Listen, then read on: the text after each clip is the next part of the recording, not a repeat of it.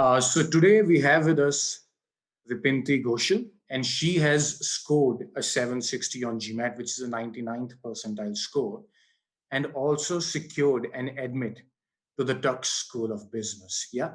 Hi, I'm Dipinty, and basically, I'm a technology consultant and a social media branding strategist. So I know they are like poles apart, but yeah, I have been doing these two functions throughout my career. I would say that branding is something that I have just recently taken up as an extra responsibility from the past year. I have around 5.5 years of experience in the technology sector. Like the IT sector. Came from Infosys. Currently, I am with an MSME, if I can call it so. That's Technia. I wanted to do an MBA. So right now, I think I'm at the right point of my career where I need an MBA. And that's the reason that I decided to take up GMAT. I enrolled in IMS. I took GMAT. And then I gradually went through my application process, which I think we will get to in a short while. You talked about how this was really the right time for you to consider an MBA. A lot of times it happens that students start off from a wrong note in the sense as to what they want to achieve in their careers. So, what was it that led you to consider this option? Very important point that we should definitely point out here, because I think a lot of us, especially I would say Indians, we are wired in this way that we often think that we should do an MBA because it is in the trend, or we should do an Right. MBA because ABCD has done that, or we should do an Right. MBA because my dad wants me to do it. And that's really not gonna work in the at least in the long run, if I can say.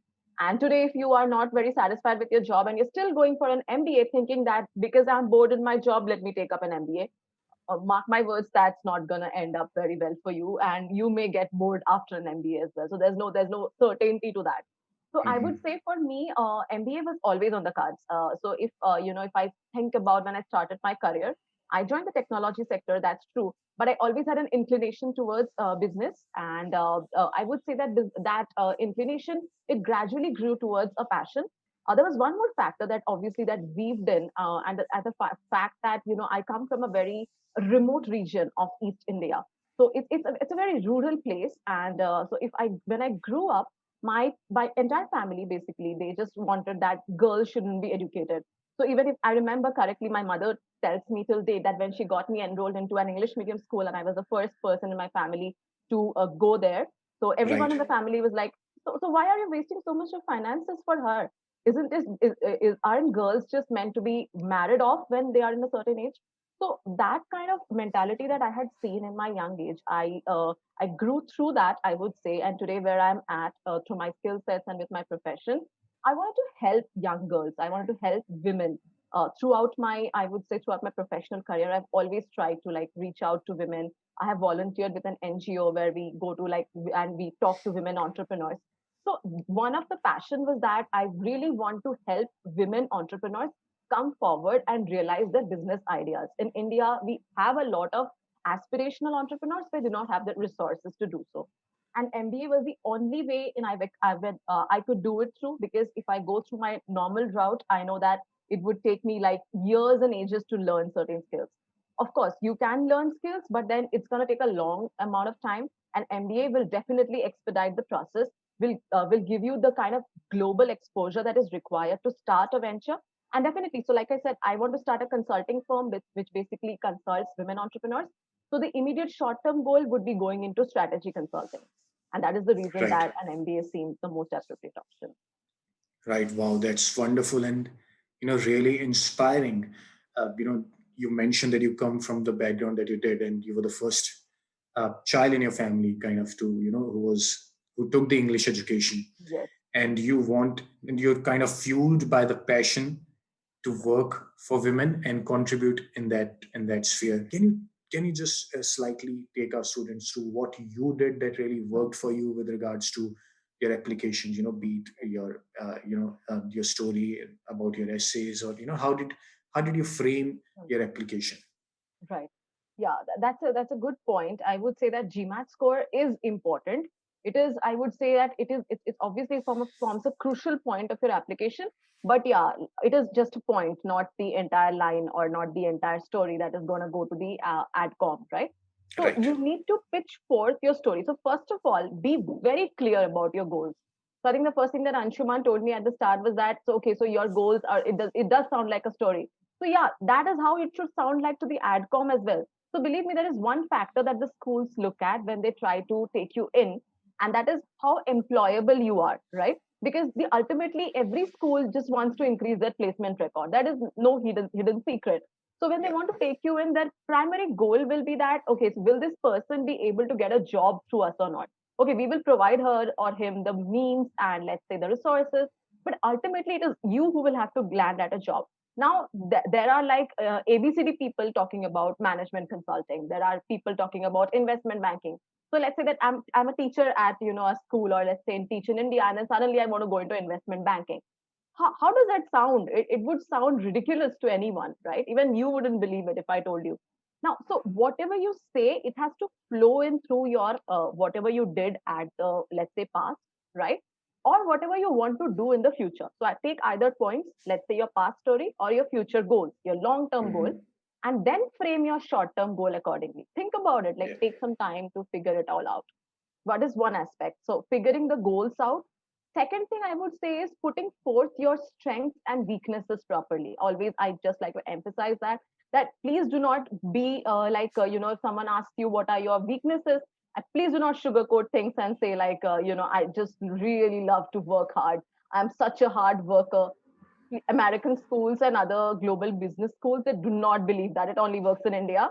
So please do not tell all of those. Be very candid about your strengths and your weaknesses, right? Note at least three strengths and three weaknesses down. That will be very useful for you in your interview, as well as when you're writing the application. Like if there's an essay that says why are you a good fit for the school, or what will you bring to the school, you can always mention about your strengths. And weaknesses is a question that they love to ask during the interview. The third thing that I would say is always try to pitch forth your leadership abilities, right? Now all of us, we are not if I talk about the general crowd that goes in for the MBA, not all of us have a lot of experience. So we are somewhere around 4 to 6 years of experience and on average. So not a lot of us are placed at a leadership role, right? Not a lot of us will be managers because it doesn't work that way. We haven't had that years of experience. So I would say that, but it doesn't really matter whether you have a leadership designation or not. What matters is whether you have done things at work that you are accountable or responsible for. Whether you have taken up things at work. Leadership just doesn't mean being a manager or being a boss or being a CEO. You can also be a developer, or let's say, an analyst, and you can still be in a leadership role by, taking up certain things in your organization. Maybe you did a seminar or a webinar on how to bring the youth into technology, or how technology is going to change the future of this country. So do highlight your leadership skills in your essays and in your application. Right. Wonderful. Yeah. So an all-round kind of a kind of your abilities all around the platter rather than just a great GMAT score is what they're looking at. GMAT score is definitely a point. It's not the entire line. Yes. I love that line. I'm going to use that, by the way. And with regards to weaknesses, I have no weaknesses. Is my only weakness is not going to work at all. So And then have sugar coating, that is the best yeah, thing that someone taught me, I think, in college, um, that whenever they ask about weakness, try to show it like a strength. I work so hard and Yes. I really drain myself working so hard. Then let's not do that. What this essentially means is that having great clarity of yourself, and it boils down to that, and it'll shine through. Yeah, having great clarity of who you are and what you want as an outcome, and how that college or that program can really, you know, help you achieve that. And that's when they would really want to have you as well. Yeah, so it goes both the ways. A lot of our students have questions like I do not have a great academic record, GPA on the lower end, or probably they haven't had that kind of a work experience behind them, as you Mm, talked about. Not They mm, haven't been in a managerial role as such yes, yet. Many of our students have actually just graduated or would just be graduating. right. So with regards to a factor that they Mm, perceive to be detrimental to their mm, application, what advice would you give mm. to such students? So I'm not from an IIT or an NIT. If you just go and check me on LinkedIn, I Mm. come from a very like tier three this kind of engineering college, that is Biju Patnaik University of Technology. And even the when I told the name, if I remember correctly, if I told the name to one of the interviewers, and he was like, "Okay, what? Can you just repeat?" Because that is so absurd to them, right? They haven't even heard of it. Yeah, But let yeah. me tell you, I used to think of that as a weakness. I approached a few consultants before I came to IMS Consulting. Hmm.